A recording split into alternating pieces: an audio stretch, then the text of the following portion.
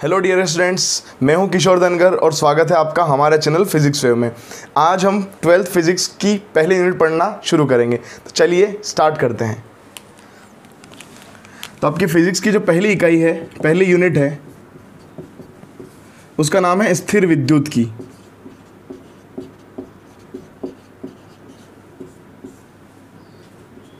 जिसे इंग्लिश में हम इलेक्ट्रोस्टैटिक्स कहते हैं। ठीक है, तो पहली यूनिट के 4 चैप्टर्स हैं, इसको 4 चैप्टर्स में डिवाइड कर रखा है। पहले चैप्टर का नाम है विद्युत क्षेत्र, दूसरे चैप्टर का नाम है गाउस के नियम,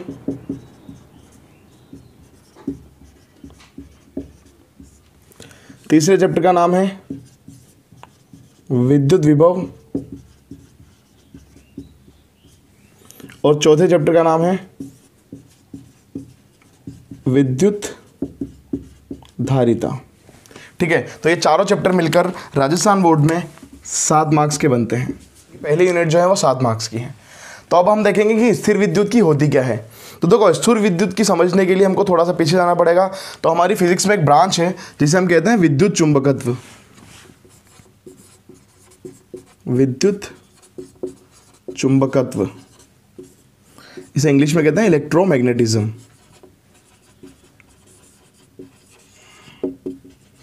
ठीक है, विद्युत चुंबकत्व की 2 उप शाखाएं हैं, 2 सब ब्रांचेज हैं। पहली है हमारी स्थिर विद्युत की,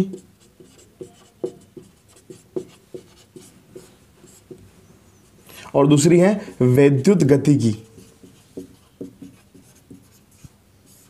ठीक है, तो देखो विद्युत चुंबकत्व क्या है। विद्युत चुंबकत्व मतलब आप 12th के सिलेबस में आधा जो हिस्सा है, मतलब शुरुआत के जो 10 चैप्टर्स हैं, वो चैप्टर आप विद्युत चुंबकत्व के अंडर पढ़ने वाले हो। मतलब विद्युत चुंबकत्व ही है आधा 12th का सिलेबस। तो विद्युत चुंबकत्व क्या होता है, देखो इनिशियली कुछ स्टार्टिंग के चैप्टर्स में हम विद्युत क्षेत्र की बात करेंगे, फिर विद्युत धारा की बात करेंगे, फिर विद्युत धारा के चुंबकीय प्रभाव की बात करेंगे, फिर चुंबकत्व की बात करेंगे, फिर चुंबकत्व से मैग्नेटिज्म से आप विद्युत धारा कैसे बनाते हो उसकी बात करेंगे। ठीक है, तो शुरुआत के जो 10 चैप्टर्स है विद्युत चुंबकत्व के ऊपर ही बेस्ड है। विद्युत चुंबकत्व को हमने स्थिर विद्युत की और विद्युत गतिकी के अंदर 2 सब ब्रांचेस में डिवाइड कर रखा है। ठीक है, तो अब बात करते हैं हम यहाँ पर कि इस विद्युत चुंबकत्व का आधार क्या है। तो उस आधार के लिए मैं यहाँ पर नोट बना के 2-3 फैक्ट लिखूंगा। तो मैं लिखूंगा यदि आवेश, सबसे पहला फैक्ट, यदि आवेश स्थिर हो यानी विराम अवस्था में हो, यानी कि एट रेस्ट हो, यानी कि उसका वेग 0 हो, तो यह विद्युत क्षेत्र उत्पन्न करता है। यदि आवेश गतिशील हो नियत वेग से, मतलब उसका वेग नियत होते हुए अगर वो गतिशील होगा, तो वह आवेश विद्युत क्षेत्र प्लस चुंबकीय क्षेत्र उत्पन्न करता है। ठीक है, और तीसरे फैक्ट की अगर बात करें तो यदि आवेश क्या हो, त्वरित हो यानी कि उसका वेग नियत नहीं हो, तो वो क्या करेगा, विद्युत क्षेत्र उत्पन्न करेगा, चुंबकीय क्षेत्र भी उत्पन्न करेगा, उसके साथ साथ विद्युत चुंबकीय तरंगों का उत्सर्जन करेगा। ठीक है, इन 3 फैक्ट्स के ऊपर पूरा मैग्नेटिज्म बेस्ड है कि अगर हमारा आवेश स्थिर अवस्था में हो, विराम अवस्था में हो, उसमें कोई गति ना हो, उसका वेग 0 हो, तो वो विद्युत क्षेत्र उत्पन्न करता है। यदि कोई आवेश गतिशील हो नियत वेग से, तो विद्युत क्षेत्र के साथ साथ चुंबकीय क्षेत्र उत्पन्न करेगा। यदि कोई आवेश त्वरित हो यानी कि उसका वेग नियत नहीं हो, वेग बदल रहा हो समय के साथ, यानी कि उसमें त्वरण हो, तो हम क्या बोल देंगे, त्वरित आवेश क्या करता है, विद्युत क्षेत्र उत्पन्न करता है, चुंबकीय क्षेत्र उत्पन्न करता है और उसके साथ साथ विद्युत चुंबकीय तरंगों का उत्सर्जन करता है। तो ये 3 फैक्ट आपको दिमाग में रखने हैं। ठीक है, अब बात करते हैं हम, अगर मैं स्थिर आवेशों का अगर अध्ययन करूंगा, तो फिजिक्स की उस शाखा को हम क्या कहेंगे, स्थिर विद्युत की।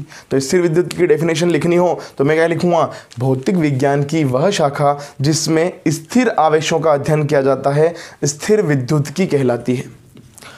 विद्युत गति की डेफिनेशन क्या लिखूंगा, भौतिक विज्ञान की वह शाखा जिसमें गतिशील आवेशों का अध्ययन किया जाता है विद्युत गतिकी कहलाती है। आगे बात समझ में, तो ठीक है, स्टार्टिंग तो 10 चैप्टर्स विद्युत चुंबकत्व के पढ़ते हैं। शुरुआत के 4 चैप्टर्स हम स्थिर विद्युत की के अंदर पढ़ते हैं, क्योंकि स्थिर विद्युत की भौतिक विज्ञान की वह शाखा है जिसमें हम स्थिर आवेशों का अध्ययन करेंगे, और बाकी के जो 6 चैप्टर्स आएंगे वो विद्युत गतिकी के अंदर पढ़ेंगे। ठीक है दोस्तों, अगर आपके पास पेन पेपर हो तो आप इसको पॉज करके उतार सकते हैं, और अगर नहीं हो तो आप इसका स्क्रीनशॉट ले सकते हैं। अब आगे बढ़ते हैं। ठीक है, तो दोस्तों अब हम बात करेंगे पहली यूनिट के पहले चैप्टर विद्युत क्षेत्र की। लेकिन विद्युत क्षेत्र समझने के लिए हमें पहले आवेश को समझना होगा। आवेश क्या चीज है? तो मैं यहां डेफिनेशन लिख देता हूं विद्युत आवेश की।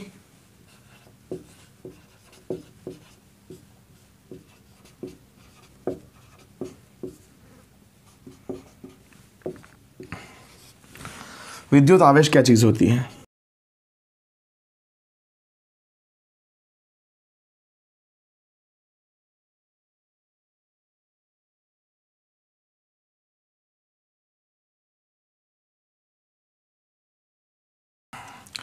ठीक है दोस्तों, तो हमने डेफिनेशन लिख ली है।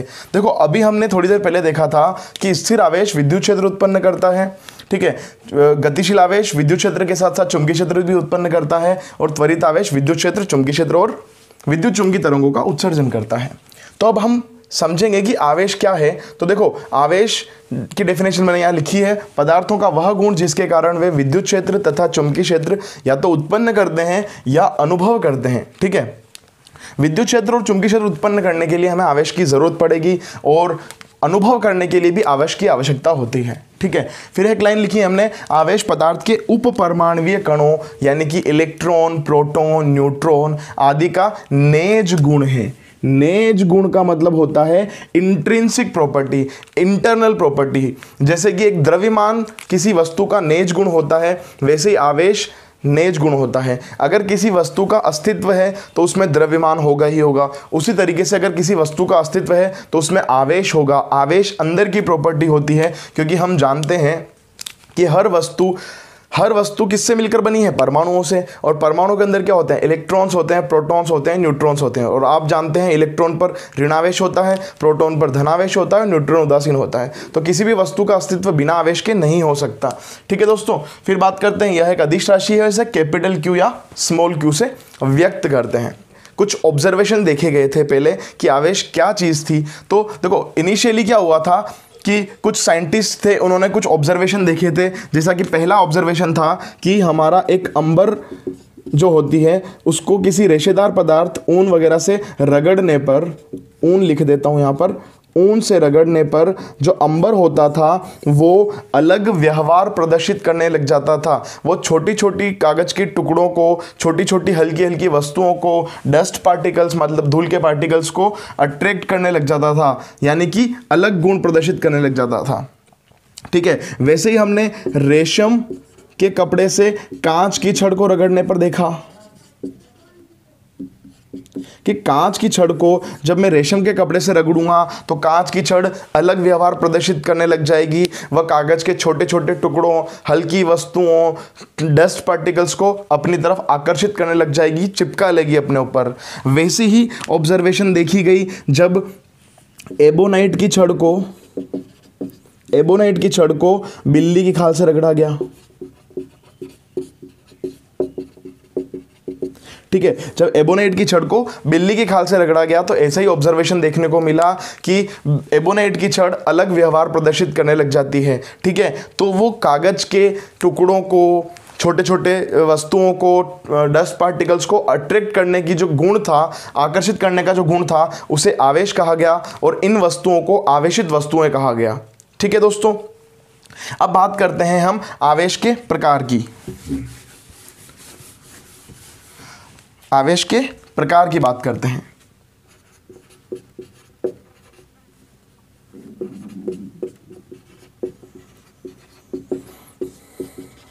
देखो दोस्तों, हम जानते हैं आवेश दो प्रकार का होता है। एक होता है धनावेश, एक होता है ऋणावेश। ठीक है, आप जानते हो धनावेश और ऋणावेश, लेकिन इनके निर्धारण के लिए एक एक्सपेरिमेंट किया गया। एक्सपेरिमेंट कौन से? हमारे जो अभी ऑब्जर्वेशन आए थे, उन ऑब्जर्वेशन के आधार पर एक प्रयोग किया गया। उस प्रयोग में क्या किया गया? उस प्रयोग में एक कांच की छड़ ली गई जिसे रेशम के कपड़े से रगड़ा गया था, एक और कांच की छड़ ली, उसे भी रेशम के कपड़े से रगड़ा गया। ठीक है, तो जब मैं यहां लिख देता हूं,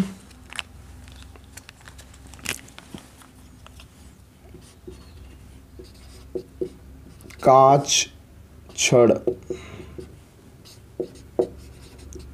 रेशम से रगड़ी हुई। ठीक है, तो कांच की छड़ ली, दो कांच की छड़ें ली, दोनों को रेशम से रगड़ा हुआ था, मतलब इन दोनों पर सेम आवेश आया होगा। जब एक छड़ को लटका कर दूसरी छड़ को उसके पास ले जाया गया तो हमने एक चीज़ देखी कि ये दोनों एक दूसरे से दूर हट रही थी। ठीक है, मतलब इनमें क्या हो रहा था, प्रतिकर्षण हो रहा था। फिर एक और एक्सपेरिमेंट किया। अगली बार हमने क्या किया, एबोनेट की छड़ ले ली जो कि बिल्ली की खाल से रगड़ी हुई थी, एक और एबोनेट की छड़ ले ली, वो भी बिल्ली की खाल से रगड़ी हुई थी। इनको भी पास लेके गए,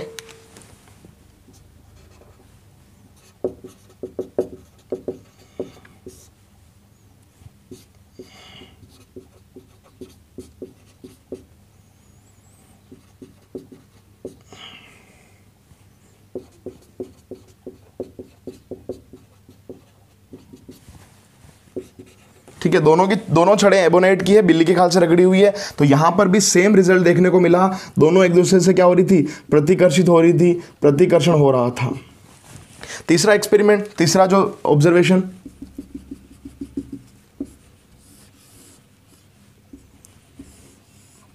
ठीक है, इस बार हमने क्या किया, एक हमने ले ली कांच छड़ जो कि रेशम से रगड़ रखी थी, और एक हमने ले ली एबोनाइट छड़ जो कि बिल्ली की खाल से रगड़ी हुई थी। और इस बार हमने उल्टा रिजल्ट देखा, इस बार दोनों आकर्षित हो रहा था। ठीक है दोस्तों, तो यहां पर क्या हुआ, हमने जो एक्सपेरिमेंट किया, हमने ये कहा था कि कांच की छड़ को रेशम से रगड़ा था, मतलब ये आवेशित हो गई थी। इस कांच की छड़ को भी रेशम से रगड़ा था, ये भी आवेशित हो गई थी, और दोनों कांच की छड़ें थी और दोनों को रेशम से रगड़ा हुआ था, तो दोनों के ऊपर समान आवेश आया होगा। समान आवेशों में क्या हो रहा है, यहाँ पर प्रतिकर्षण। सेम चीज़ यहाँ पर भी हुई होगी। एबोनाइट की छड़ थी, दोनों एबोनाइट की छड़ थी, दोनों को बिल्ली की खाल से रगड़ा हुआ था, तो दोनों पर समान आवेश आया होगा। तो हमने क्या बोला, समान आवेश एक दूसरे को क्या करते हैं, प्रतिकर्षित। तो यहाँ से एक बात आ गई हमारे पास, यहां से एक बात आ गई हमारे पास कि जो सजातीय आवेश होते हैं, सजातीय आवेश का मतलब क्या, या तो प्लस प्लस या माइनस माइनस, इनमें क्या होता है, प्रतिकर्षण। समान आवेश या सजातीय आवेश जो होते हैं उनमें होता है रिपल्शन यानी कि प्रतिकर्षण। दूसरी बात आई कि यहाँ पर कांच की छड़ और यहाँ एबोनाइट की छड़, मतलब दोनों में अलग अलग आवेश आया होगा, तो हमने कह दिया कि दोनों में क्या हो रहा है, आकर्षण। तो यहाँ पर हो जाएगा वी जातीय आवेश में क्या होता है,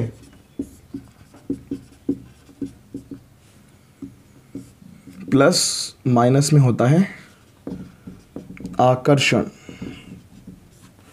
ठीक है दोस्तों, अब इनको बारी आई नाम देने की। तो बेंजामिन फ्रैंकलिन एक साइंटिस्ट थे, उन्होंने बिना किसी रीज़न के जो कांच छड़ थी उसको धन आवेश माना, धन आवेश दिया बिना किसी रीज़न के। उन्होंने धन आवेश दिया बिना किसी रीज़न के कांच की छड़ को।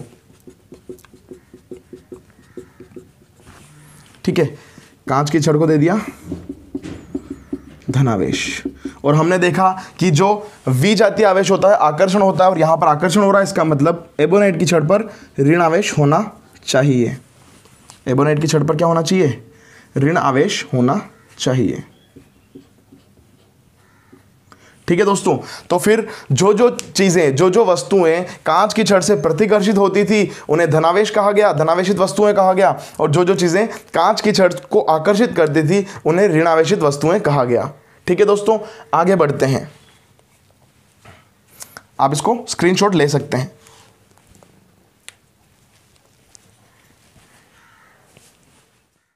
अब दोस्तों फिर बाद में जब परमाणु की खोज हुई तो हमने ये देखा कि जो परमाणु होता है वो विद्युतीय उदासीन होता है, उस पर ना तो धनावेश होता है ना ही ऋणावेश होता है। तो बाद में ये पता चला मैं यहां पर नोट के रूप में लिख रहा हूं, नोट करके लिख रहा हूं।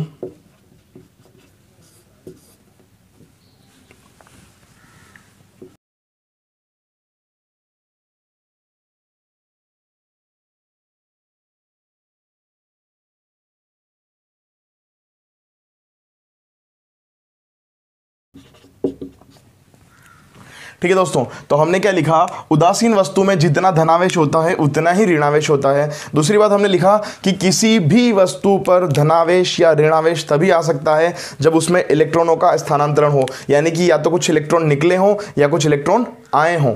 तो इस बात को समझते हैं। एग्जाम्पल लेते हैं हम सोडियम का। देखो सोडियम का जो परमाणु होता है, सोडियम के परमाणु में हम बोलते हैं कि 11 प्रोटॉन होते हैं, क्योंकि इसका परमाणु क्रमांक कितना है 11। तो 11 प्रोटॉन और 11 ही क्या होते हैं इलेक्ट्रॉन। और हम जानते हैं एक प्रोटॉन का जो आवेश होता है धनावेश में उतना ही ऋणावेश होता है इलेक्ट्रॉन का। इलेक्ट्रॉन का जो आवेश होता है वो होता है 1.6 इंटू 10⁻⁻19 कूलाम। और प्रोटॉन का जो आवेश होता है ये होता है माइनस का आवेश और ये होता है प्लस का 1.6 इंटू 10⁻⁻19 कूलाम। तो देखो दोनों का आवेश बराबर है और संख्या में इलेक्ट्रॉन और प्रोटॉन बराबर होंगे तो हमारा जो परमाणु होगा वो क्या होगा, विद्युतीय उदासीन होगा, मतलब सोडियम बना रहेगा।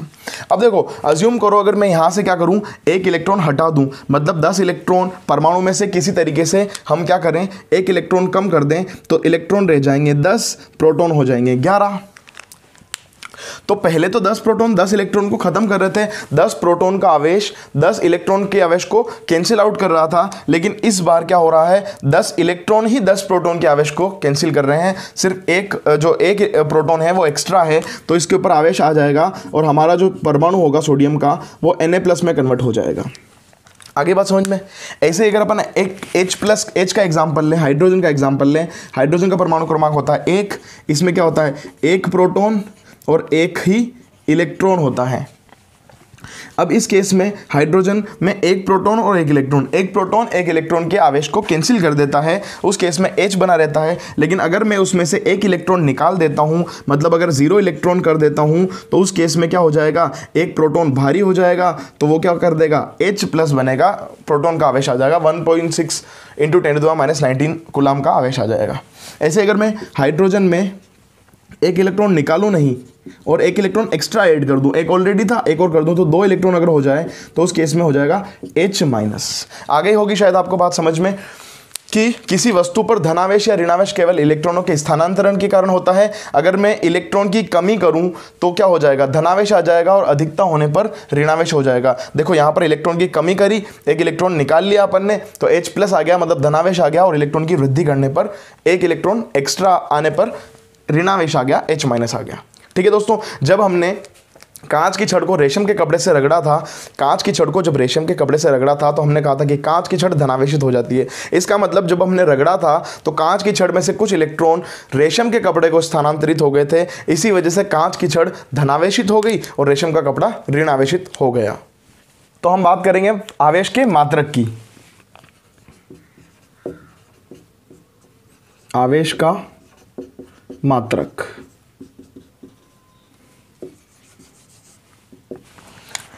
तो आवेश का जो SI मात्रक होता है वो कूलाम होता है।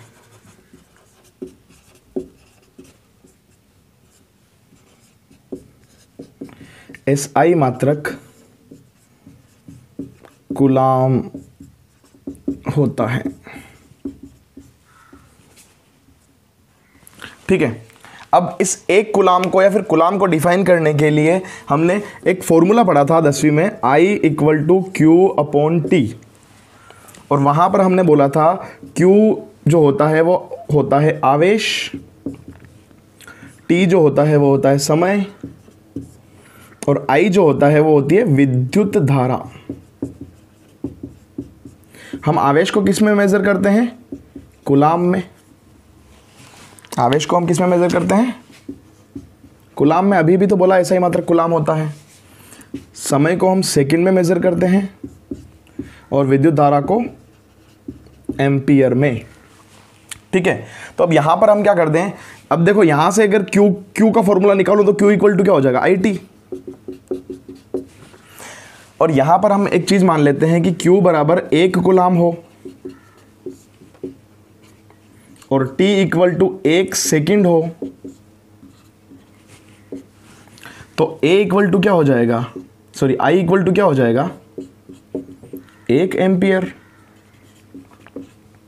तो Q इक्वल टू I2 से मैं लिख दूंगा 1 गुलाम बराबर 1 एम्पियर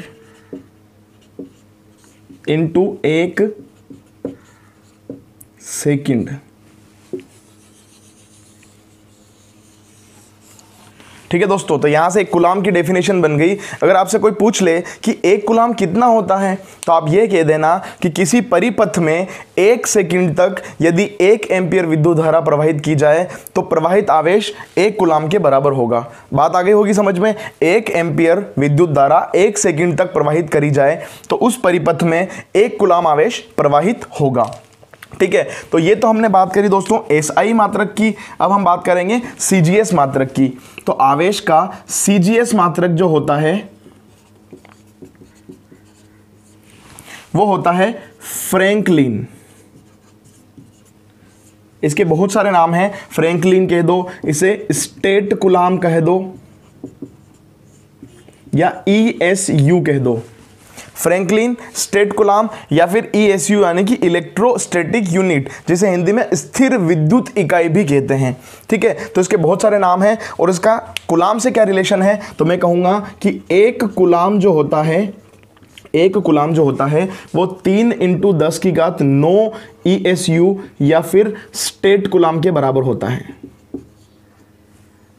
स्टेट कूलाम लिख देते हैं। ये सारे एक ही मात्रक के नाम हैं, don't be confuse with it. ठीक है, तो सीजीएस मात्रक हो गया फ्रैंकलिन। अब इसके अलावा एक और मात्रक होता है, यहां लिख देते हैं,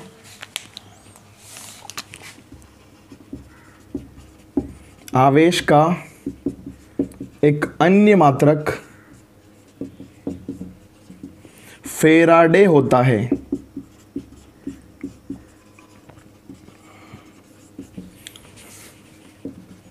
फेराडे होता है और यहां पर जो रिलेशन होता है कूलाम के साथ, एक फेराडे इक्वल टू होता है 96500 कूलाम।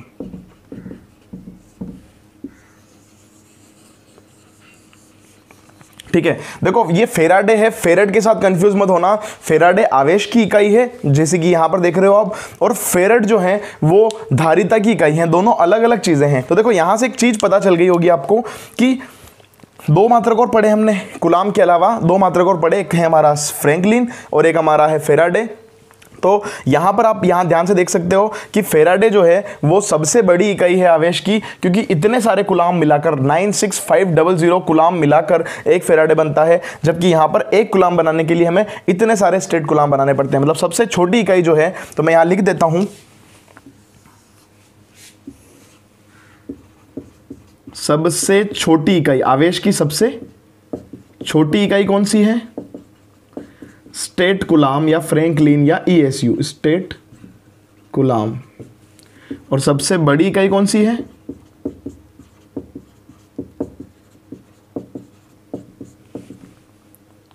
फेराडे। ठीक है, ये मात्रक तो है ही है, इसके अलावा कुछ अन्य मात्रक और यूज किए जाते हैं, क्योंकि आवेश बहुत छोटी राशि है इसीलिए यहां पर मैं लिख देता हूं, कभी कभी वो मिली कूलाम यूज करते हैं। तो 1 मिली कूलाम इक्वल टू होता है 10⁻³ कूलाम।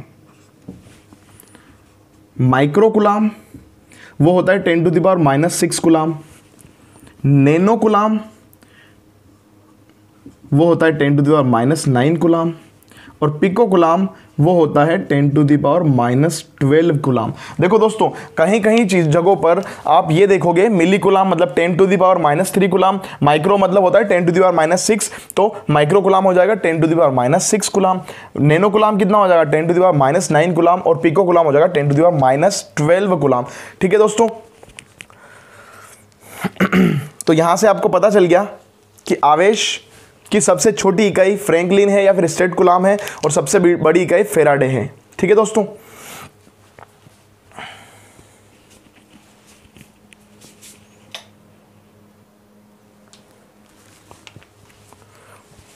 तो दोस्तों आप इसको उतार सकते हैं या स्क्रीनशॉट ले सकते हैं।